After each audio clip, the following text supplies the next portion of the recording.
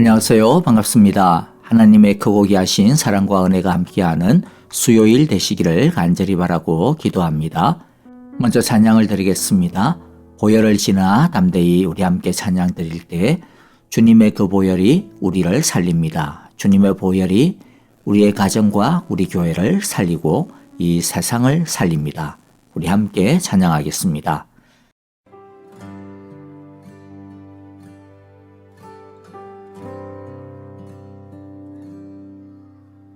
보혈을 지나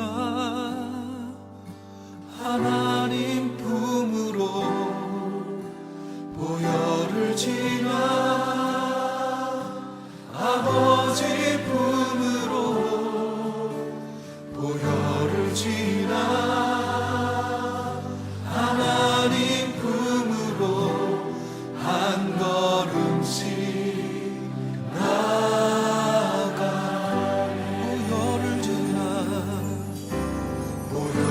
지나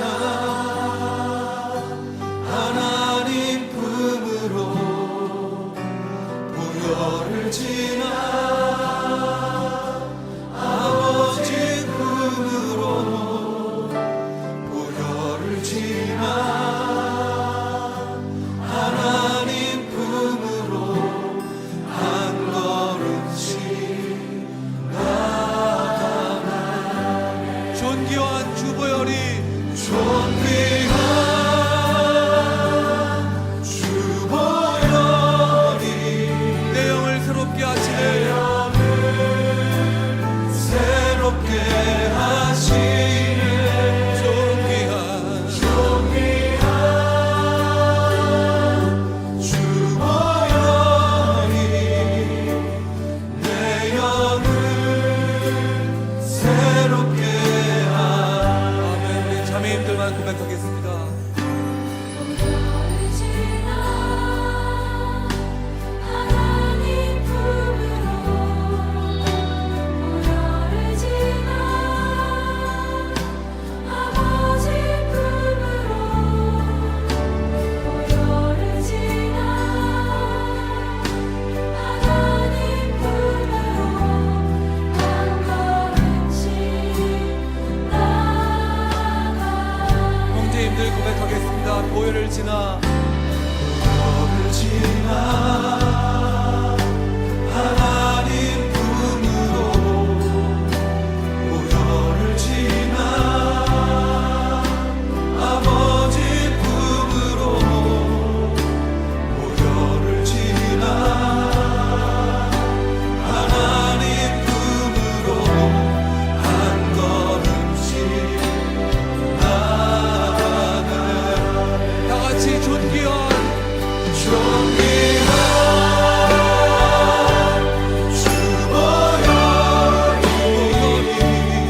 내 영을 새롭게 하시네. 존귀한 주보혈이 내 영을 새롭게 존귀한 주보혈이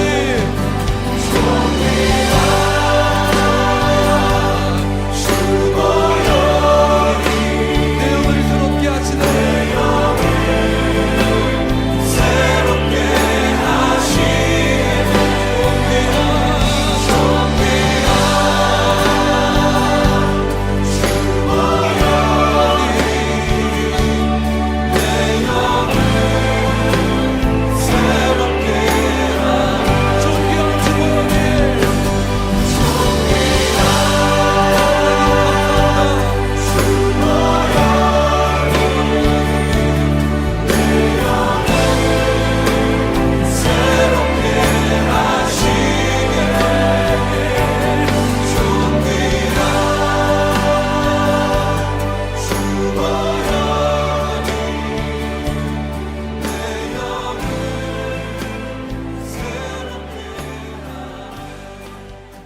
이제 하나님의 말씀을 함께 읽겠습니다. 출애굽기 26장 15절부터 37절인데요. 15절 제가 먼저 읽고요. 한 절씩 교독합니다. 성막을 세울 널빤지는 아카시아 나무로 만들어라. 각 널빤지는 길이를 10자, 너비를 1자 반으로 하고 널빤지마다 거기에 촉꽂이 2개를 만들어 서로 잇대어 세워라. 너는 성막의 모든 널빤지를 이와 같이 만들어라. 성막의 남쪽 벽면에 세울 널빤지는 20개를 만들어라. 그 20개가 되는 널빤지 밑에 받칠 밑받침은 은으로 40개를 만들어라. 널빤지마다 그 밑에 촉꽂이를 꽂을 밑받침을 2개씩 만들어라. 그리고 그 반대쪽인 성막의 북쪽 벽면에 세울 널빤지는 20개를 만들어라. 밑받침 40개를 은으로 만들되 널빤지마다 그 밑에 받칠 밑받침을 2개씩 만들어라. 성막 뒤쪽인 서쪽 벽에 세울 널빤지는 6개를 만들어라. 성막 뒤쪽에 2 모퉁이에 세울 널빤지는 2개를 만들어라. 2 모퉁이에 세울 이 널빤지들은 밑에서부터 꼭대기까지 겹으로 세워 완전히 한 고리로 연결하여라. 그 2 모퉁이를 다 이와 같이 하여라. 그러면 그것은 8개의 널빤지에 널빤지마다 그 밑에 밑받침이 2개씩이니 은 밑받침은 모두 16개가 될 것이다. 아카시아 나무로 가로다지를 만들어라. 성막 한쪽 옆벽에 널빤지에 5개, 성막의 다른 한쪽 옆벽에 널빤지에 5개, 서쪽에 해당되는 성막 뒤벽에 널빤지에 5개를 만들어라. 널빤지들의 가운데에 끼울 중간 가로다지는 이쪽 끝에서 저쪽 끝까지 미치게 하여야 한다. 널빤지에는 금을 입히고 가로다지를 꿰 고리를 금으로 만들어라. 또 가로다지에도 금을 입혀라. 성막은 내가 이 산에서 너에게 보여준 규격대로 세워라. 청색실과 자주색실과 홍색실과 가늘게 꼰 모시실로 휘장을 짜고 그 위에 그룹을 정교하게 수를 놓아라. 휘장을 아카시아 나무로 만든 내 기둥 위에 드리워야 하는데 기둥마다 거기에 모두 금을 입히고 금 갈고리를 달아야 하며 이 기둥들을 은으로 만든 내 밑받침 위에 세워야 한다. 너는 그 휘장을 갈고리에 걸어서 늘어뜨리고 그 휘장 뒤에 증거궤를 들여 놓아라. 그 휘장이 너희에게 성소와 지성소를 구별할 수 있게 할 것이다. 지성소에 있는 증거궤는 속죄판으로 덮어라. 휘장 앞으로는 북쪽에 상을 차려놓고 그 상의 맞은쪽인 성막의 남쪽에는 등잔대를 놓아라. 청색실과 자주색실과 홍색실과 가늘게 꼰 모시실로 수를 놓아 장막 어귀를 가리는 막을 짜라. 아카시아 나무 기둥 5을 만들어서 거기에 금을 입히고 금 갈고리를 만들어 붙여서 이 막을 치는데 쓰도록 하여라. 그리고 밑받침 5은 노쇠를 부어 만들어라. 아멘. 오늘의 말씀을 통해 하나님의 크신 은혜와 능력을 더듬기를 바랍니다. 오늘의 성막의 구조물은 성막의 벽체 구조와 휘장입니다. 먼저 벽체 구조를 간단히 정리를 해보자면 먼저 여기에 사용되는 길이의 단위에 대해 설명을 좀 드려야겠습니다. 세번역에는 자라고 번역이 되었는데요. 우리 한국에서 사용하는 그런 자의 수치가 아닙니다.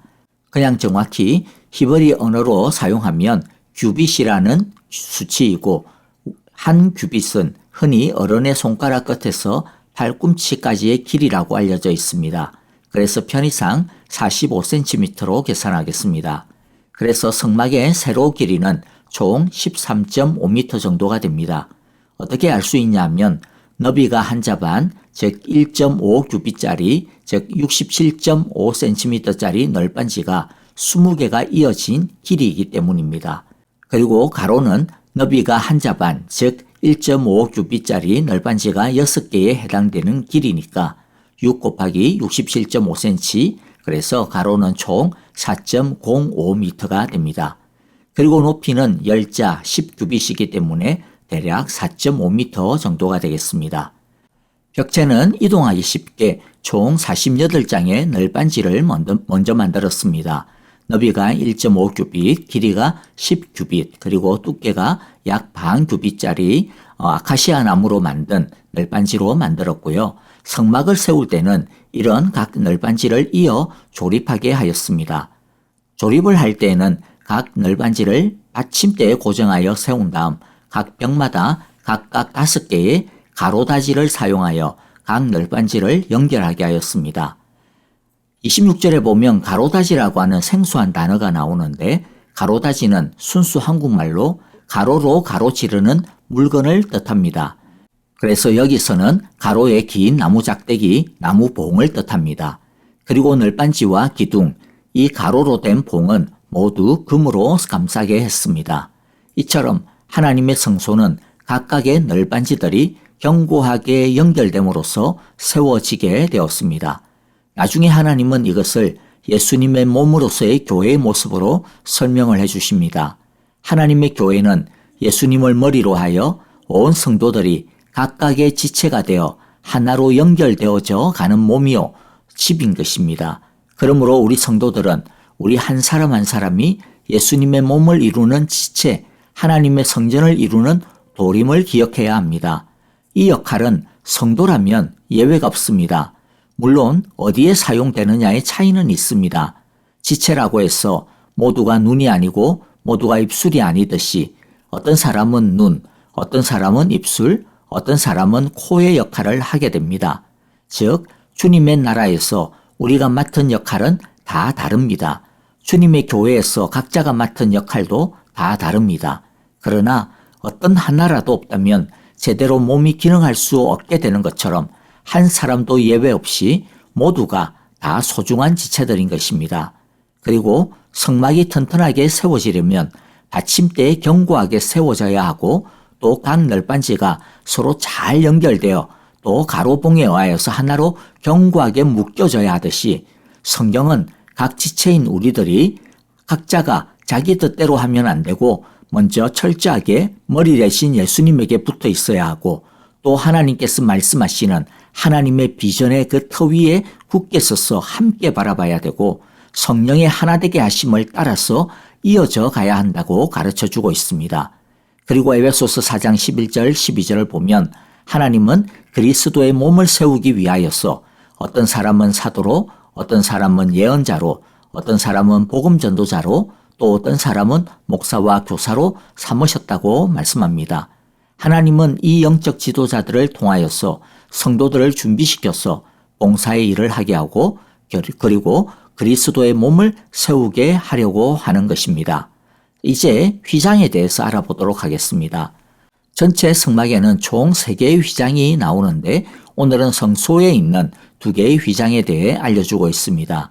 먼저 제일 안쪽에 있는 휘장을 보면요. 이 휘장은 성소와 지성소를 구분짓는 휘장입니다. 성소라고 하면 떡상과 등잔대가 있는 성막 내부 공간을 말합니다. 여기는 아무나 못 들어오고 제사장들만 들어올 수 있는 공간입니다.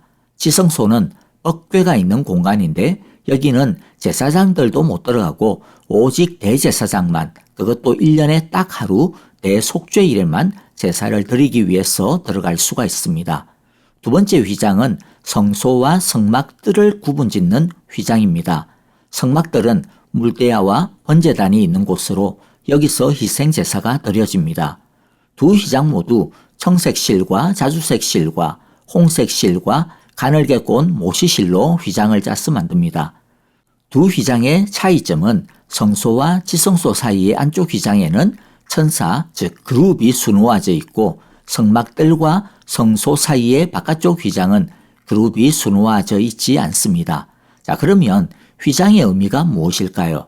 먼저 아름다운 휘장은 휘장 너머에 무엇이 있는지에 대한 궁금증과 기대를 불러일으킵니다. 그래서 아름다운 휘장은 사람들로 하여금 하나님과 하나님의 아름다운 은혜에 대하여 무엇이 있을까라고 하는 기대와 소망을 가지게 하고 그래서 그들의 관심을 끄는 초청장의 역할을 한다고 볼 수 있습니다. 그런데 이 휘장은 또한 경계선이고 구분선이기도 합니다. 바깥쪽 휘장은 아무나 성소에 들어올 수 없다라고 하는 경계선입니다. 지성소의 안쪽 휘장은 제사장이라 할지라도 들어올 수 없다라고 하는 구분선입니다. 하나님께서 이런 한계를 정해놓으신 이유가 무엇일까요?